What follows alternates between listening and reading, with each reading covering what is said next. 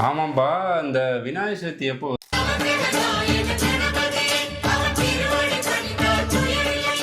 இந்த மாசம் 27ஆம் தேதி வரும். 27ஆம் தேதி வருதா? ஆமாம்மா.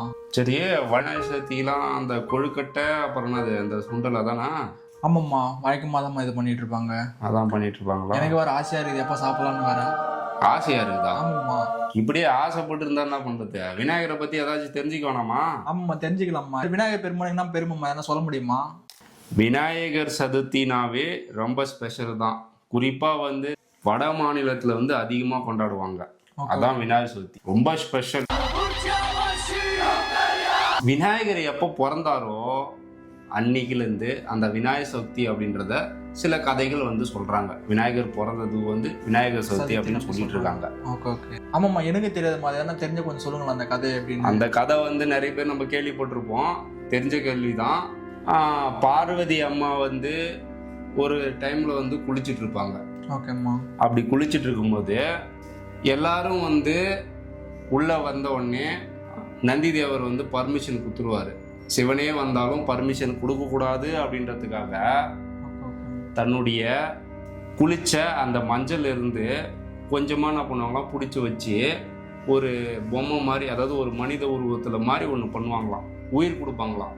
அந்த உயிர் கொடுத்த சிறுவன் தான் பிள்ளையாரு அப்படின்னு சொல்லுவாங்க.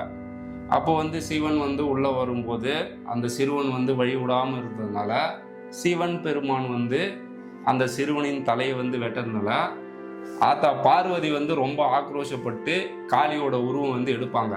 அப்போ எடுத்த உடனே இந்த உலகம் தாங்காது அப்படின்றதுக்காக உடனே தன்னுடைய பூதகணத்தை எல்லாத்தையும் அனுப்பிச்சு ஒரு தலையை எடுத்துட்டு வாங்க அப்படின்னு எல்லாரும் சேர்ந்து ஒரு யானை வெட்டுப்பட்ட இருந்த அந்த யானை தலையை எடுத்துட்டு பிள்ளையாருக்கு பொருத்தி வச்சதுனால பிள்ளையாருக்கு யானை முகன் அப்படின்ற ஒரு பேரும் இருக்கு. இன்னும் சொல்ல போனா வேழ முகன் அப்படின்னு கூட சொல்லுவாங்க. அன்றிலிருந்து பிள்ளையார் அவதரித்த அந்த நாளை விநாயகர் சதுர்த்தி அப்படின்ற எல்லாரும் கொண்டாடிட்டு இருக்காங்க.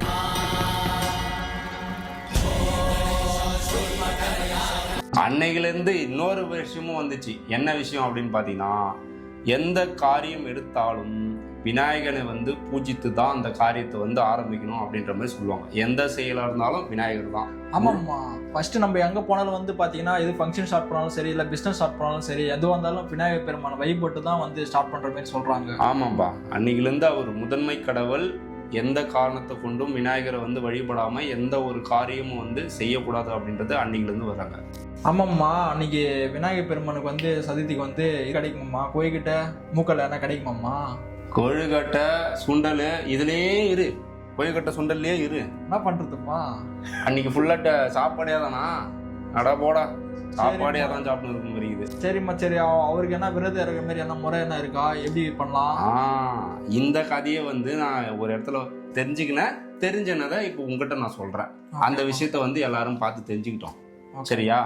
ஒரு காலத்துல இந்த தச்சன் அப்படின்ற ஒருத்தனா பண்ணான், பயங்கரமா ஒரு யாகம் பண்ணான். அந்த யாகத்துல தன்னுடைய மருமகனானே சிவபெருமான கூடாம சிவனுக்கு எதிராகவே ஒரு யாகம் பண்ணான்.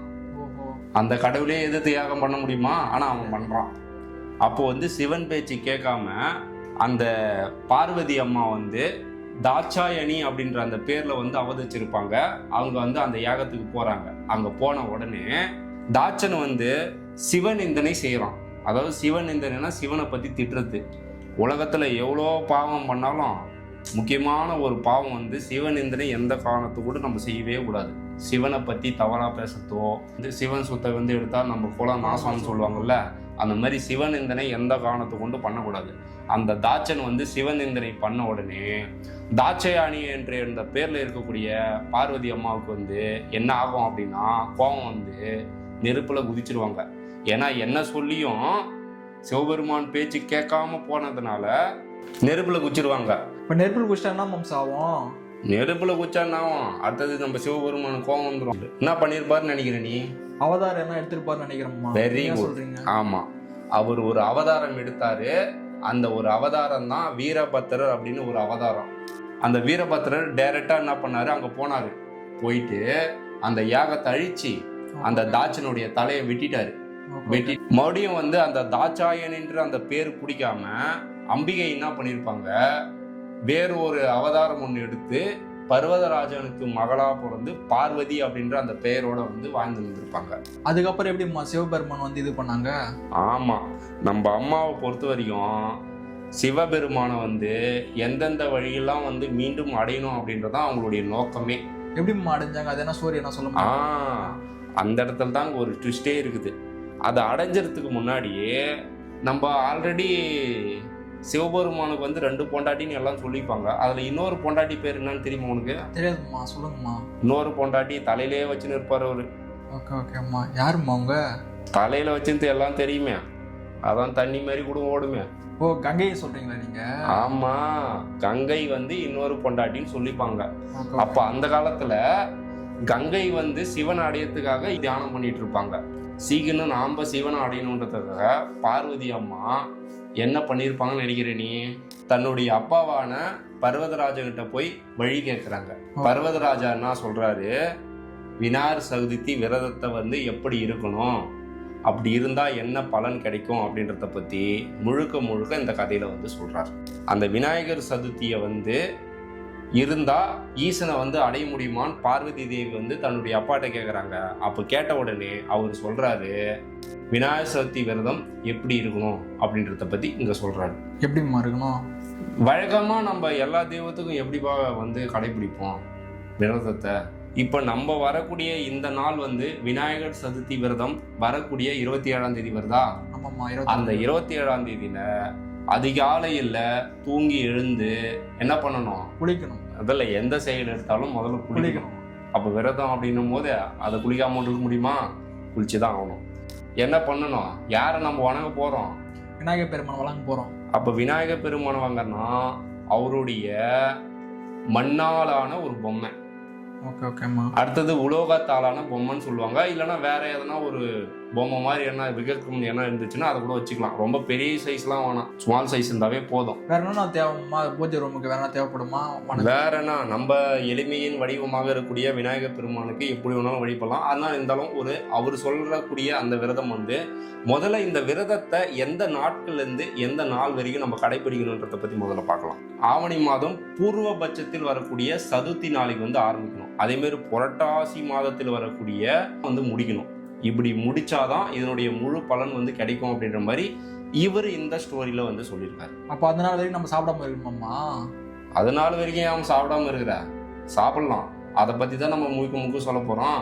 முதல்ல அந்த உலோகத்தாலான அந்த மண்ணாலான அந்த விநாயகர் சிலையை வச்சுட்டு முதல்ல என்ன பண்ணலாம், ஒரு அழகா வந்து தரையிலையோ இல்லை ஒரு பலகையிலையோ என்ன பண்றோம், மிகப்பெரிய பலகையில வந்து கோலம் ஒன்று போடணும். அழகான ஒரு கோலம் போட்டு தான் எது வந்தாலும் ஆரம்பிக்கணும். அப்போ கோலம் போட்டுட்டு ஒரு மிகப்பெரிய ஒரு தாம்பாளத்தட்டு எடுத்துட்டு அந்த தாம்பாளத்தட்டுல பச்சை அரிசி சொல்லுவாங்க, அந்த அரிசிலாம் சுத்தமா அப்படியே எல்லாத்தையும் என்ன பண்ணுவோம், பரப்பி வச்சிடணும். அப்படி பரப்பி வச்சுட்டு அந்த கலசம் சொல்லிட்டு ஏன்னா கேள்விப்பட்டிருப்பேன்னு நினைக்கிறேன். ஆமாம்மா, எங்க போனாலும் அந்த கலசம் வச்சு இது பண்ற மாதிரி பூநூல். அந்த கலசத்தை எப்படி ரெடி பண்றது அதை நீயே சொல்லி பார்ப்போம்.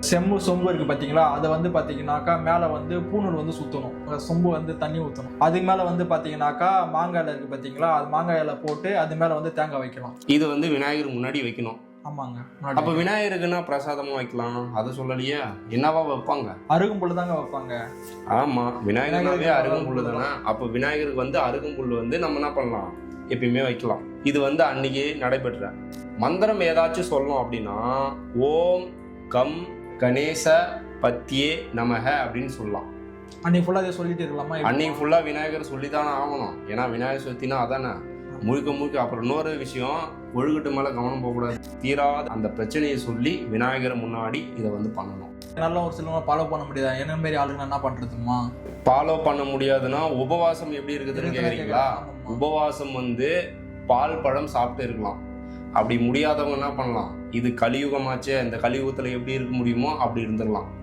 ஆனா அட்லீஸ்ட் ஒரு வேலையாவது என்ன பண்ணணும், சாப்பிடாம இருக்கணும். அந்த கடவுளுக்காக சாப்பிடாம இருந்துட்டு டெய்லியும் இதை வந்து நீங்கள் வந்து நார்மலாக பண்ணுறதா இருந்தாலும் பண்ணலாம். அப்படி இல்லைன்னா என்ன பண்ணலாம், விநாயகருக்குன்னே ஒரு மாலை கூட வாங்கி நம்ம என்ன பண்ணலாம், போட்டு விநாயகரை வந்து வழிபடலாம். இது சொன்ன மாதிரி அந்த டேட்லேருந்து பண்ணக்கூடியவங்க பண்ணலாம். அப்படி இல்லைன்னா அன்னைக்கு ஒரு நாள் மட்டும் விரதம் இருக்கலாம் அப்படின்றவங்க அன்னைக்கு ஒரு நாள் கூட இருக்கலாம். இது வந்து அவங்கவுங்களுடைய விருப்பம்.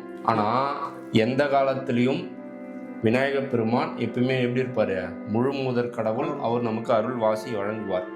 ஆமாம்மா, கதை விட்டு நம்ம எங்கேயோ போயிட்டுமே, கதை ஆமா. சொல்லுங்கம்மா. ஆமா, கதையை விட்டுட்டு எங்கேயோ போயிட்டோம். ஆமாம்மா. கடைசியில இப்படி விரதம் இருந்து இந்த விரதத்தை முடிச்சு பார்வதி தேவியா இருக்கக்கூடிய அம்பிகை வந்து சிவனை வந்து அடைஞ்சாங்க. இந்த விநாயகர் சதுர்த்தி விரதம் அப்படின்றது கடைபிடிக்கப்படுகிறது. இதை வந்து முதல்ல வந்து சிவபெருமான் முருகர்கிட்ட சொல்லியிருப்பாரு. அதனால முருகர் வந்து அண்ணனை வேண்டி தாரகாசுரனை வந்து வதம் பண்ணியிருப்பாங்க. இந்த நாள் தான் விநாயகர் சதுர்த்தி விரதமாக கொண்டாடப்படுகிறது. தொடர்ந்து விநாயகருடைய புராணத்தையும் நம்ம கேட்டறியலாம். நம்ம சேனலை இது வரைக்கும் சப்ஸ்கிரைப் பண்ணாதவங்க சப்ஸ்கிரைப் பண்ணிக்கங்க. தேங்க்யூ. गणपतिं दिं दिं दिं गणपतिं दिं दिं दिं गणपतिं